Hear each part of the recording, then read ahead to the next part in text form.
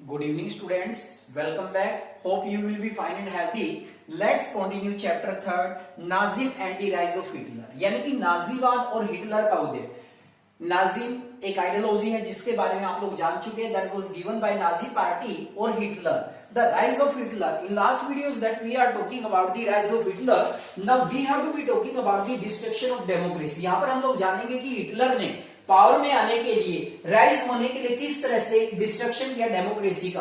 क्योंकि आप लोग जानते हैं जर्मन में जो पार्लियामेंट थी रिस्टेक, उसके द्वारा रूल किया जाता था, और जब हिटलर आया तो हिटलर ने डिक्टेटरशिप को एडॉप्ट किया। तो कैसे उसने डेमोक्रेसी का डिस्ट्रक्शन किया, let's come to know about the destruction of democracy in German on 30 January 1930. That is most important date. You must have to remember about this date. About this date, 30 January 1930, President Hindenburg offer the chancellorship to Hitler. यानी कि 30 जनवरी 1930 को जो president थे, president का नाम क्या था? Hindenburg.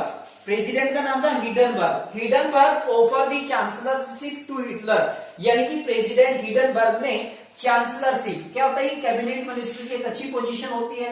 चांसलरशिप किसको प्रोवाइड की? हिटलर को दे दी, यानी कि हिटलर को चांसलरशिप दे दी, हिटलर को यानी कि कैबिनेट में मौका मिलाने का। दी फायर डिक्री, उसके बाद क्या है, जो पॉलिटिकल कंडीशंस है, जो सर्कमस्टांसिस है, यानी कि जो प्रेसिडेंट हिडनबर्ग है, प्रेसिडेंट हिडनबर्ग को ही उसके पद से हटा दिया जाता है। इस तरह की कंडीशन सर्कमस्टांसिस जर्मन के अंदर हमें देखने को मिलेगी। The fire decree on 28 Feb 1933 indefinitely suspended civic rights such as freedom of speech, freedom of press, freedom of assemble had been guaranteed by Weimar Republic। कहते हैं कि जो फायर डिक्री ने क्या किया, 28 Feb 1933 को जो अधिकार हमें मिले हुए थे, जैसे freedom of speech, freedom of press, freedom of assemble, that had been guarantee by Weimar Republic. Weimar Republic ने जो अधिकार दिए थे उनको सस्पेंड कर दिया, जो भी सिविल अधिकार मिले हुए थे उनको हटा दिया गया। That is most important dates की जो राइट टू फ्रीडम है, राइट टू प्रेस है, राइट टू असेंबल है, ये जो अधिकार हमें दिए गए थे इनको कब रिमूव किया गया, कब सस्पेंड किया गया? फायर डिक्री के द्वारा 28 Feb 1933 को, 1933 में। अब हिटलर ने क्या किया, जो भी लोग इसका विरोध करता था उनको दबाने के लिए डिफरेंट टाइप की जो पुलिस है, जिसमें एसडी ग्रीन यूनिफॉर्म पुलिस, बहुत सारी तरह की जो सोल्जर्स है उनको इसमें इंक्लूड किया दबाने के लिए उनको। 52 types of victims prosecuted by Nazi across country. कहते हैं कि पूरे कंट्री में अगर हम बात करें 52 प्रकार के जो विक्टिम थे जिनके ऊपर यानी कि नाजी ने एक तरह से उनको प्रोसिक्यूट किया, उनको एक तरह से प्रोसिक्यूट करने का काम किया 52 टाइप्स के लोगों के ऊपर, यानी कि इन्होंने इनको दबाने का प्रयास किया। On 3rd March 1933, that is most important date, you must have to remember about, that is the most important date. This question have to be put in many exams. On 3rd March 1993, Enabling Act pass. Enabling Act है जो वो पास किया गया German में। What was Enabling Act? According to this Act, dictatorship was established in German completely। यानी कि इस act के द्वारा हिटलर ने क्या किया, अब उसने क्या किया, जो भी व्यक्ति उसके खिलाफ बोलता था या बगावत करता था उसको दबा दिया जाता था, उसको कंसंट्रेशन कैंप में भेज दिया जाता था, कंसंट्रेशन कैंप में उनको यातनाएं दी जाती थी। 3rd March 1993 को एनेबलिंग एक्ट पास किया गया। When did enabling act pass? 3rd March 1993, that is most important year, 1993 में, यानी कि एनेबलिंग एक्ट पास किया गया।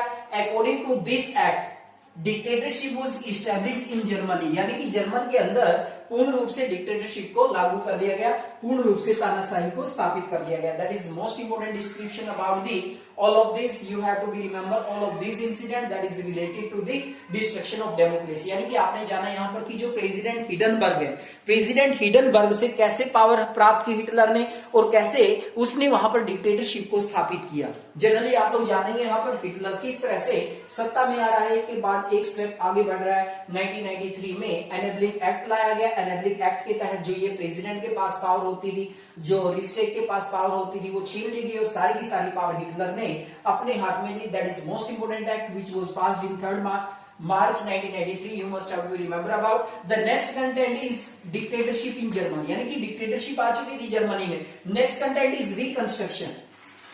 As you know that economic crisis had to be faced by the German ने economic crisis face की, तो उसको रिकंस्ट्रक्ट करने के लिए हिटलर ने क्या किया, Hitler assign the responsibility of economic recovery to the economist Husmler Sarkar. That is most important name. You must have to remember. Who was this? He was an economist. एक अर्थशास्त्री थे जिनको हिटलर ने responsibility the economic recovery करने की, यानी कि आर्थिक सुधार करके जो जर्मन है, जर्मन को जो आर्थिक आपदा का सामना करना पड़ा उसे बाहर निकालने की जो जिम्मेदारी दी गई वो किसको दी गई? हजलमर साकर को. That is most important name. एक अर्थशास्त्री थे जो इनको जिम्मेदारी दी गई, कहीं ना कहीं ये भी फेल रहे इस काम को पूर्ण करने में. ऐसी कंडीशन में क्या किया? ऐसी कंडीशन में हिटलर डिसीजन लेता है, ही pulled out of league of nation in 1993. That is most important question. यानी कि लीग ऑफ नेशन से हिटलर ने अपने आप को कब बाहर निकाला? 1993 में. That is most important question. 1993 में, यानी कि जो लीग ऑफ नेशन है उसे जर्मन बाहर हुआ या हिटलर उससे अलग हो गया. रीऑक्यूपाई द रिहाइनलैंड इन 1936, और उसने दोबारा से रिहाइनलैंड के ऊपर 1936 में अपना अधिकार किया.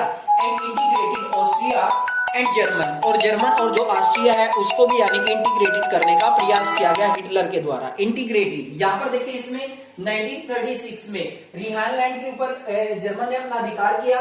And integrated Austria and German, और जर्मन का और जो ऑस्ट्रिया है उसको भी मिलाने का काम किया इसने. अंडर दी स्लोगन, एक स्लोगन दिया इसने, one people one empire and one leader. That is most important, और that is most important slogan that was given by Hitler during the Nazi. Nazi के द्वारा जो पॉपुलर जो स्लोगन रहा, one people, एक लोग, एक जैसे लोग, वन एम्पायर, एक राष्ट्र, एंड वन लीडर, और एक नेता. इसी स्लोगन के अंतर्गत इसने रिहाइनलैंड के ऊपर अपना अधिकार किया, ऑस्ट्रिया और जर्मन का इंटीग्रेशन किया.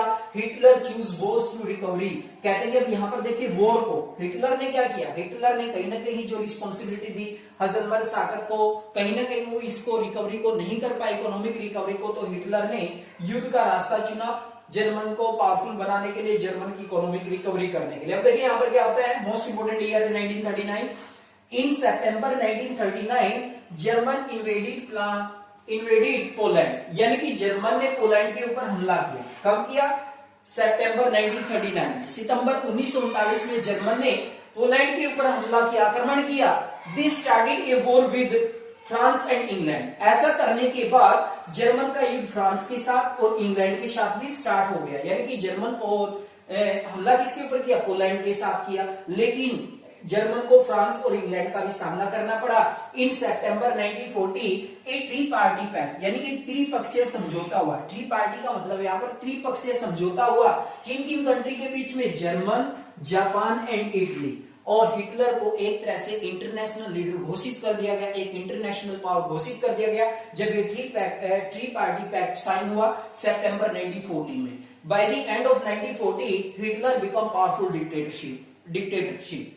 कहते हैं कि हम लोग 1940 के अंत तक आते आते हिटलर एक बड़ा ही शक्तिशाली डिक्टेटर बन चुका था. कहीं ना कहीं हम जनरली बात करें, हिटलर एक शक्तिशाली डिक्टेटर बन चुका था 1940 तक आते आते कंप्लीट अगर हम बात करते हैं. तो यहाँ पर अब 1939 में सेकेंड वर्ल्ड वॉर की शुरुआत हो चुकी थी. 1939 से लेकर 1945 तक, 1945 तक. यानी कि कहीं ना कहीं जब पोलैंड के ऊपर हमला किया गया तो उसी समय पर ये वर्ल्ड वॉर शुरू हो चुका था. लेकिन एक ट्री पैक्ट साइन हुआ फ्रांस के बीच में. एक तरह से हम बात करें इसमें जर्मन, जापान और इटली के बीच में, जर्मन, जापान और इटली के बीच में एक समझौता हुआ. और एक तरह से हिटलर एक इंटरनेशनल जो डिक्टेटर है वो बन चुका था. By the end of 1940 Hitler become the powerful dictator in the world में काफी डिक्टेटर बन चुका था. अब क्या होता है युद्ध में? एक्सिस पावर और एलाइड पावर के बीच में युद्ध हुआ. Axis power, allied power. Axis power में जर्मन था, जापान था और इटली था. जहां पर मई 1945 में हिटलर की हार होती है. और एक तरह से आपने देखा होगा कि जापान के दो शहर थे, हिरोशिमा, नागासाकी. 6 अगस्त 1945 एंड 9 अगस्त 1945 को अमेरिका के द्वारा एटॉमिक बम ड्रॉप किए गए थे. और उसी के साथ जो युद्ध था, वर्ल्ड वॉर था, उसका एंड हो जाता है. That is most important topic that is related to the destruction of democracy. And the next topic is reconstruction of economy. Hitler ने जिम्मेदारी दी किसको? इकोनॉमिक रिकवरी करने की. Here are a personality given but he is completely failure. Then Hitler choose war. तब Hitler ने रास्ता चुना युद्धों का और पोलैंड पर हमला किया 1939 में. फिर एक समझौता हुआ 1940 में जिसे ट्री पैक्ट के नाम से जाना गया, ट्री पार्टी पैक्ट के नाम से जाना गया. जर्मन, जापान और इटली के बीच में that is most important topic. About this you must have to be remember about the president Hindenburg. Hindenburg ने चांसलरशिप किसको दी? हिटलर को दी। और हिटलर को कैबिनेट में जब स्थान मिला तो धीरे धीरे अपना प्रभाव जमाता गया और पूर्ण रूप से इसने कंप्लीटली अपना जो अधिकार है जर्मन के ऊपर किया और एक तानाशाह बना, एक डिक्टेटर बना। मई 1945 में हार हुई और हिटलर हार गया। हारने के बाद इसने अपनी डिफीट को स्वीकार किया और इस तरीके से जहां से हमारे चैप्टर की शुरुआत होती थी वहीं पर कहीं ना कहीं ये जो इंसिडेंट है मई 1945 का जो फर्स्ट ओवरव्यूज में हमने देखा था चैप्टर में, वही कंप्लीट करने का प्रयास किया गया यहाँ पर मई 1945 में। अब क्या हुआ, जब सेकेंड वर्ल्ड वॉर हुआ एलाइड पावर के बीच में और एक्सिस पावर के बीच में। फर्स्ट जो सेकेंड वर्ल्ड वॉर है उसमें एलाइड पावर में कौन कौन से कंट्री थे, एक्सिस पावर में कौन कौन से कंट्री थे, तो एलाइड पावर विनर रहते हैं इसमें। यूएस ने क्या किया, एटॉमिक बम गिरा दिए जापान के 2 शहर 6 अगस्त और 9 अगस्त को, हिरोशिमा और नागासाकी।